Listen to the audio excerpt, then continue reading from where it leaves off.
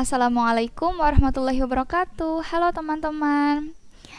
Sebelum belajar, marilah kita berdoa terlebih dahulu ya.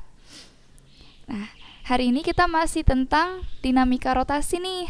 Kalau di pertemuan sebelumnya kan kita udah bahas tentang dinamika benda menggelinding untuk mencari percepatan. Nah, sekarang kita lanjutin untuk mencari yang namanya kecepatan ya. Nah, berarti hari ini kita masih tentang dinamika benda menggelinding untuk mencari kecepatan atau v ya, kecepatan linear atau v. Nah, misalnya ibu punya bidang miring. Bidang miring ketinggiannya h dengan kemiringannya theta ya. Ada benda nih di atas bidang miring. Nah, benda ini menggelinding turun. Nah, mula-mula benda ini diam, ya. Mula-mula benda ini diam, kemudian menggelinding hingga sampai di dasar bidang miring. Nah, kalau misalnya kasus dia turun, ini terjadi yang namanya apa? Perubahan energi ya. Perubahan energi. Yang awalnya dia punya energi potensial ya karena punya ketinggian, kemudian berubah menjadi energi kinetik. Nah, karena dia menggelinding, artinya energi kinetiknya itu total antara energi kinetik translasi ditambah energi kinetik rotasi, ya. Atau kita tulis di sini EP sama dengan EKT ditambah EKR. Ya, ingat-ingat kalau energi potensial itu apa? Energi potensial itu massa dikali percepatan gravitasi dikalikan tingginya. Kalau energi kinetik translasi itu setengah mv kuadrat. Kalau rotasi itu setengah I omega kuadrat ya. Nah, misalnya ini bendanya macam-macam nih I-nya ya. Nah, kita bisa pakai I-nya itu apa kalau misalnya belum diketahui bendanya? Pakai K ya. K mr kuadrat. Lalu omeganya itu bisa kita ganti jadi V per R. Kan kita ingat-ingat nih, V itu omega R. Berarti kalau ibu mau nyari V omega berarti V per R gitu ya. Yuk kita masukin lagi. MGH sama dengan setengah mv kuadrat ditambah setengah I-nya dimasukin kmr kuadrat. Kmr kuadrat omeganya juga diganti jadi V per R. V per R. Karena ini kuadrat berarti sama-sama kita kuadratkan ya. Nah, ini bisa dicoret. R kuadrat sama R kuadrat bisa dicoret. Kita tulis lagi jadi MGH sama dengan setengah MV pangkat 2, kemudian ini setengah KMV pangkat 2. Boleh ya kalau ibu tulis jadi K per 2 MV pangkat 2. Nah, ini kan sama-sama punya MV pangkat 2 ya. Kita kumpulin aja. Kita jumlahin jadinya MGH sama dengan setengah ditambah K per 2. Berarti karena ini penyebutnya udah sama-sama 2, bisa kita tulis 1 plus K per 2 ya. 1 plus K per 2 kurung MV kuadrat. Di sini punya M, di sini punya M, bisa kita coret. Jadinya tinggal GH sama dengan 1 plus K per 2 V kuadrat ya. V 2-nya ini kita pindah ruas ke atas ya. Kita kaliin silang, jadinya 2GH sama dengan 1 plus K V kuadrat. Atau kalau kita mau cari V-nya, V kuadrat sama dengan 2GH per 1 plus K. Atau V-nya berarti akar dari 2GH plus 1 plus K gitu ya. Nah, ini orang-orang bilang ini sebagai rumus cepatnya ya. Nih. Bu, kalau misalnya bendanya naik. Sama apa beda? Sama aja kalau misalnya bendanya naik. Misal ya. Nah, mula-mula dia itu di sini di dasar itu punya kecepatan. Berarti di sini dia punya energi kinetik translasi ditambah energi kinetik rotasi ya. Oh ya, ini kemiringannya sama-sama theta sama h ya.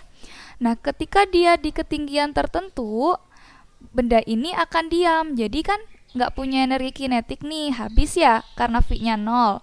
Nah, tapi dia punya yang namanya energi potensial ya, karena dia punya ketinggian. Berarti kalau di sini ketika naik, perubahan energinya itu adalah dari energi kinetik translasi ditambah energi kinetik rotasi berubah menjadi energi potensial. Nanti akan sama-sama didapetin V-nya itu adalah 2GH per 1 plus K gitu ya.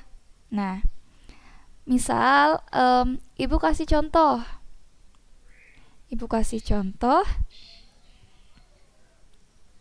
Misalnya ada sebuah silinder pejal ya. Misalnya contohnya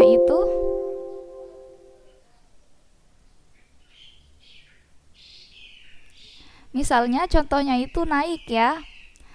Nah, ini ada sebuah bidang miring dengan kemiringannya theta dan ketinggiannya itu h. Ada silinder pejal nih. Ingat-ingat kalau silinder pejal itu momon inersianya adalah berapa? Setengah ya. Setengah mr kuadrat. Nah, silinder pejal ini berada di bidang miring dengan kemiringannya ini. Nah, ini kemiringannya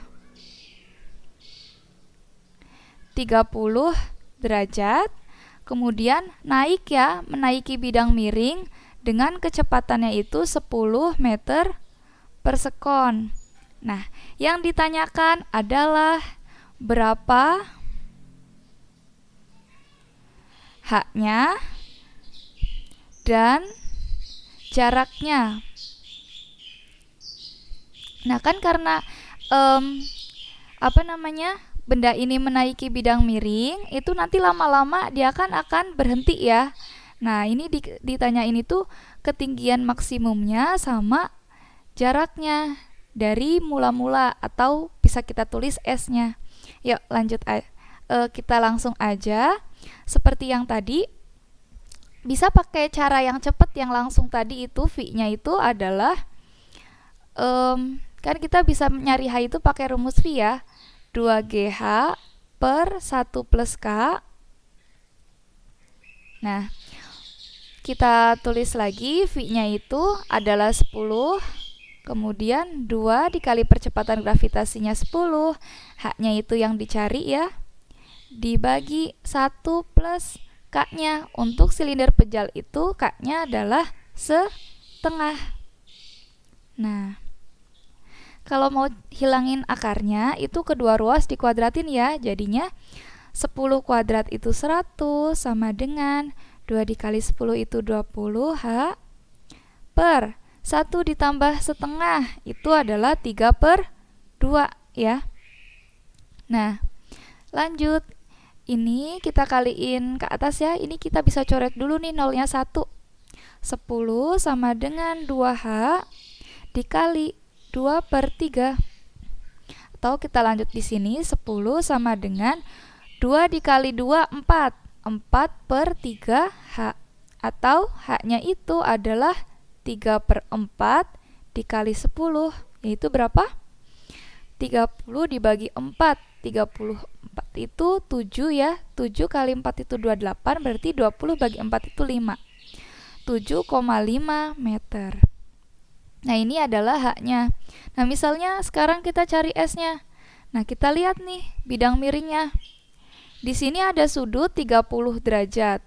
Kemudian H-nya udah dapet nih 7,5 meter. Kemudian yang ditanya S. Ada depan, ada miring. Berarti pakai apa? Sin ya. Nah, sin 30 sama dengan depan miring. Depannya adalah 7,5. Miringnya adalah jaraknya. Sin 30 itu setengah ya. Sama dengan 7,5 per S. Atau S-nya itu adalah 7,5 dikali 2, yaitu 15 meter. Gitu ya. Misalnya nanti coba buktiin anak-anak kalau V-nya itu pakai yang nyari dulu seperti yang tadi. Dari energi kinetik, translasi ditambah rotasi, berubah menjadi potensial, nanti dapat rumus ini, baru dicari H-nya ya. Nah, kita lanjutin.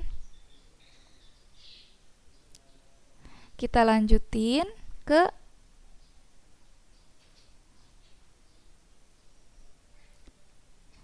selanjutnya, yaitu kita akan membahas tentang yang terakhir di dinamika rotasi itu momentum sudut.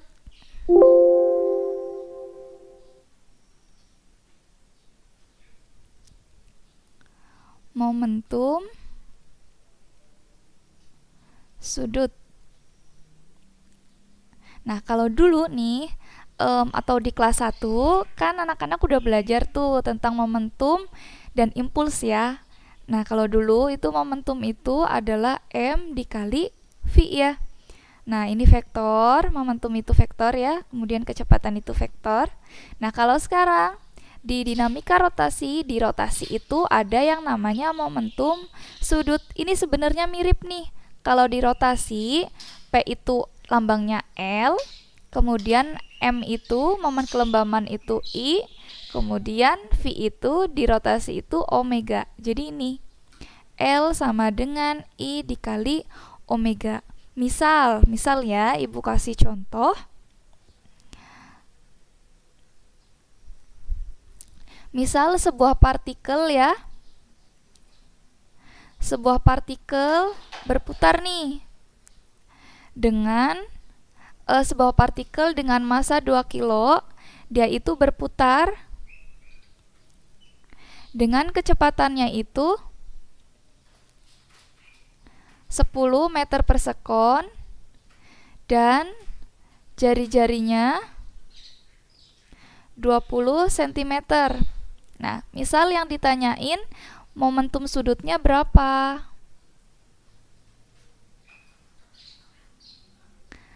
Pakai aja yang ini, L sama dengan I dikali omega.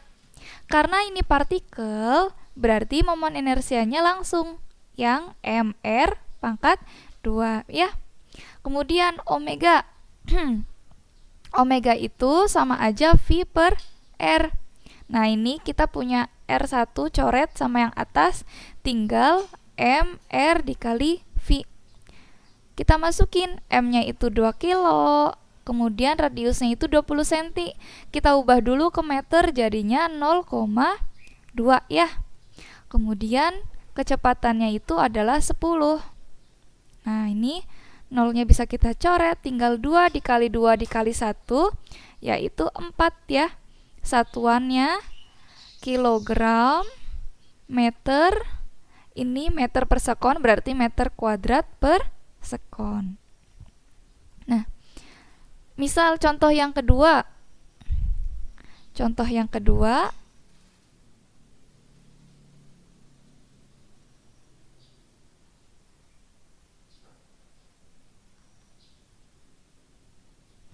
Ini batang tak bermassa ya, panjangnya 2R. Dapat berputar di sekitar sumbu vertikal melewati pusatnya seperti gambar. Jadi ini ada sebuah batang ya, panjangnya itu 2R ya. Kemudian ada partikel nih di ujung-ujungnya ya. Lalu sistem ini diputar dengan kecepatan sudutnya itu omega. Jadi ini diputar, kecepatan sudutnya omega. Kemudian masanya itu digeser ya, ditarik ke tengah, sehingga sekarang jarak dari sumbu putarnya itu tinggal setengah R. Nah, yang ditanyain berapa kecepatan sudut yang baru, berarti yang ditanyain itu omega aksennya. Sama ya dengan momentum, di momentum sudut juga berlaku hukum kekekalan momentum sudut, atau bisa kita tulis hukum kekekalan momentum sudut, yaitu jumlah momentum sudut sebelum itu sama dengan jumlah momentum sudut sesudah ya, sesudah tumbukan ya. Nah, di sini kalau misalnya kita ingat-ingat itu sama aja I1 omega 1 ditambah I2 omega 2 sama dengan I1 ditambah omega 1 aksen ditambah I2 omega 2 aksen. Nah, kita coba terapkan ini ke dalam soal yang ini ya. Karena mula-mula kedua benda ini kan punya kecepatan sudutnya sama nih. Jadi bisa kita pakai di sini, kita jumlahin aja karena omeganya itu sama, I1 ditambah I2 omega sama dengan I1 aksen ya, ditambah I2 aksen dikali omega aksen. Nah, ingat-ingat karena ini partikel berarti momen inersianya itu mr pangkat 2 ya. Di sini pakai R besar, boleh kita di sini pakai R besar. Langsung aja di sini mr pangkat 2 ditambah mr pangkat 2 dikali omega sama dengan, nah karena di sini R-nya berubah jadi 1/R, kita tulis di sini jadinya 1/2R setengah R ya, 1/2R pangkat 2 ditambah M dikali setengah R dikuadratkan, kemudian omega aksen. Nah, kita kaliin ya, jadinya 2mr pangkat 2 omega sama dengan M setengah R dikuadratkan jadi 1/4 R kuadrat ditambah M dikali 1/4 R kuadrat ya, dikali omega aksen. Nah, kita jumlahin nih 1/4 ditambah 1/4 jadinya berapa? 2/4 ya. 2/4 mr kuadrat dikali omega aksen. Nah, ini sama-sama punya R kuadrat, kita coret. Sama-sama punya M, kita coret. 2-nya juga kita coret. Berarti sisa omega sama dengan 1/4 omega aksen. Karena yang ditanyain adalah kecepatan sudut sekarang atau omega aksen, berarti kita kaliin silang nih ke atas. Jadi omega aksen sama dengan 4 kali omega, yaitu yang E ya. Jadi ini jawabannya yang E.